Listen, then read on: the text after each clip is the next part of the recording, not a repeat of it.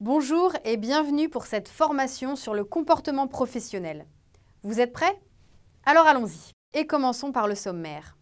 Le premier chapitre sera consacré aux caractéristiques de la posture professionnelle au regard de la présentation physique et la tenue professionnelle, du langage verbal et non verbal et du confort de la clientèle. Le second portera sur les conséquences sur l'activité du non-respect des codes sociaux.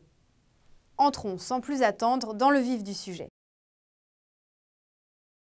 Un comportement professionnel passe, entre autres, par une présentation physique irréprochable. Pour cela, le coiffeur doit véhiculer une image positive. Il doit être disponible, aimable, souriant et avoir de l'aisance. Porter des vêtements sobres, propres et bien coupés. Avoir une chevelure coiffée et soignée et des mains soignées, les ongles manucurés et coupés à la bonne longueur. Avoir un système pilofacial entretenu, la barbe doit être taillée et ou rasée. Il doit encore porter des chaussures adaptées, préférer des talons de 3 à 5 cm afin d'éviter tout problème dorso-circulatoire. Porter un maquillage harmonieusement accordé à la personnalité vestimentaire de la personne. Avoir une hygiène corporelle irréprochable, être vigilant quant aux odeurs de transpiration et à la mauvaise haleine.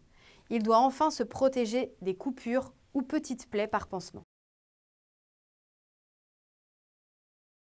Continuons avec les caractéristiques de la posture professionnelle.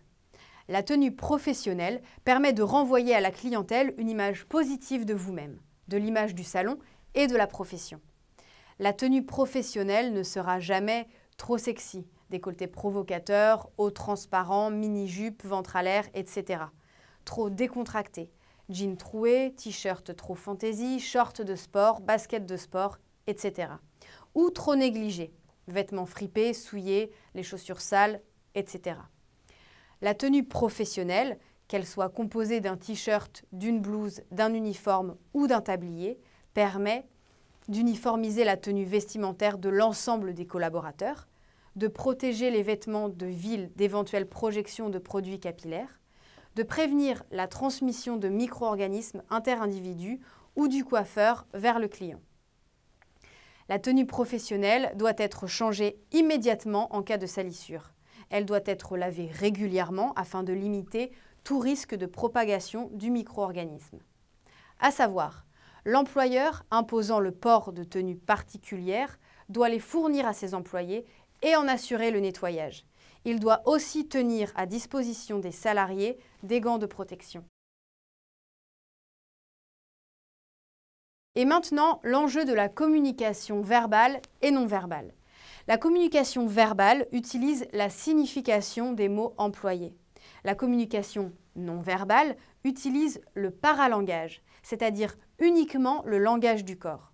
Avec la communication verbale, il s'agit d'adapter son langage à l'auditoire, d'utiliser des phrases courtes, simples, avec sujet, verbe, complément. De choisir des tournures de phrases actives, des verbes d'action et des mots positifs. De s'impliquer, de dire « je », mais aussi d'impliquer l'auditoire, de savoir dire « vous » et « nous ».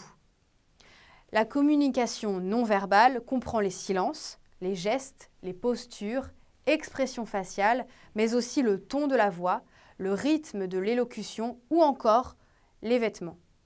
Autant d'éléments qui complètent le message auditif. La communication non verbale exprime les émotions, les sentiments, les valeurs. Cette communication renforce et crédibilise le message verbal lorsqu'elle est adaptée, mais peut décrédibiliser ce même message si elle est inadaptée. Ces chiffres permettent de comprendre de façon explicite la part qu'occupe le langage non verbal.